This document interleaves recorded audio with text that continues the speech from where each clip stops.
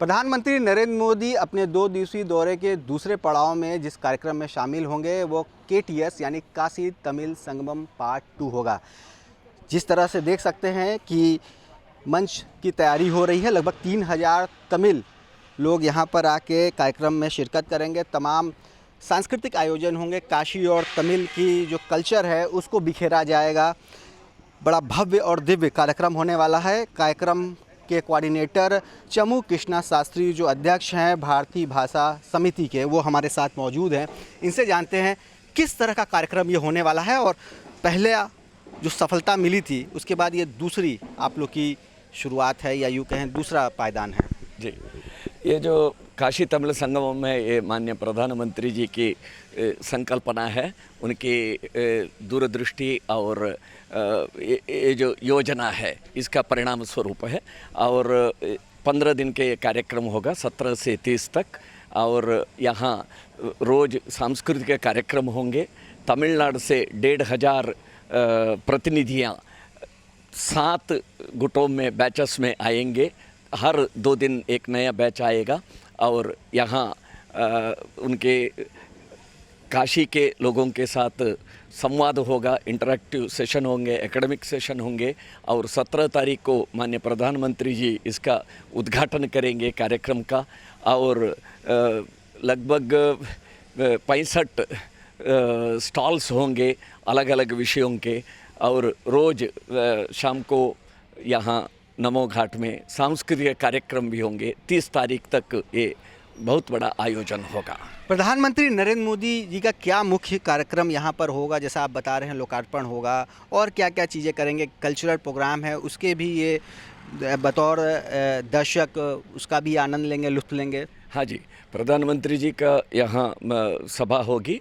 उस सभा में सांस्कृतिक कार्यक्रम भी होंगे, उद्बोधन होंगे। विशेषतः माननीय प्रधानमंत्री जी का संदेश उद्बोधन होगा। यही सबसे बड़ा महत्वपूर्ण कार्यक्रम रहेगा। शास्त्री जी, ये पार्ट 2 है KTS का, तो क्या माना जाए लगातार इस तरह के कार्यक्रम के जरिए किस तरह का काशी और तमिल से जुड़ाव देने की कोशिश हो रही है, जो मैसेज दिया जा रहा है? जी, काशी का और तमिलनाडु का बहुत बड़ा संबंध है।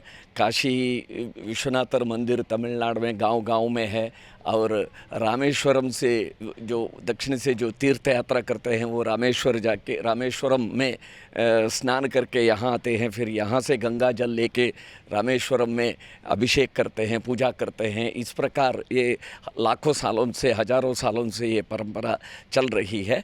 और तमिलनाडु के परंपराओं में और काशी के परंपराओं में बहुत से समानताएं हैं। और इस प्रकार के जो संबंध है, अगस्त्य मुनि काशी में ही शिवजी से प्रेरणा लेके तमिलनाडु जाके वहाँ तमिल व्याकरण पुस्तक तोलकाप्पियर रचना की। तो ये ऐसे पुराणों से ऐसी बहुत से विषय हमें मालूम होता है काशी और तमिलनाडु के संबंध के बारे में। बार बार ये सवाल भी किए जाते हैं कि दक्षिण भारत में जो मौजूदा सरकार है वो वोट बैंक तलाशती है और ये प्रधानमंत्री नरेंद्र मोदी का संसदीय क्षेत्र है, तो ये जगह चुना जाता है ताकि जो दक्षिण भारतीय मतदाता हैं उनको आकर्षित किया जाए, उनको लुभाया जाए। और इस तरह के आयोजन एक बड़ा सशक्त माध्यम होते हैं।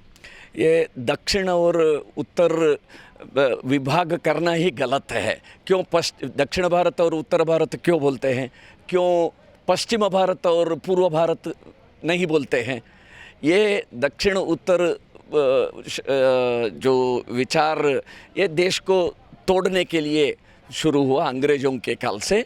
देश एक है, संस्कृति एक है, विचार एक है, भाव एक है, भाषाएं अनेक हैं, संस्कृति के अभिव्यक्तियाँ अनेक हैं, कलाओं की अभिव्यक्ति अनेक हैं, वेशभूषा अनेक हैं, लेकिन सबका भाव एक है। इस एकता की अनुभूति के लिए ही ये काशी तमिल संगमम का आयोजन हुआ है। रहन सहन, भोजन, उठना बैठना सभी में बहुत से समानताएं हैं।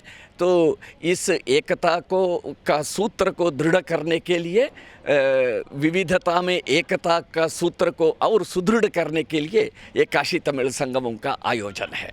यानी कि यूनिटी इन डाइवर्सिटी का जो मैसेज है अनेकता में एकता का, वो कहीं ना कहीं Kashi Tamil Sangamam part 2 KTS part 2 के जरिए देने की कोशिश हो रही है। और इसकी शुरुआत 17 दिसंबर को प्रधानमंत्री के हाथों होना है और प्रधानमंत्री न केवल लोकार्पण करेंगे बल्कि काशी और तमिल के संस्कृति से संबंधित तमाम कार्यक्रमों में शिरकत करेंगे, उसका भी लुत्फ लेंगे। रोशन जायसवाल, वाराणसी।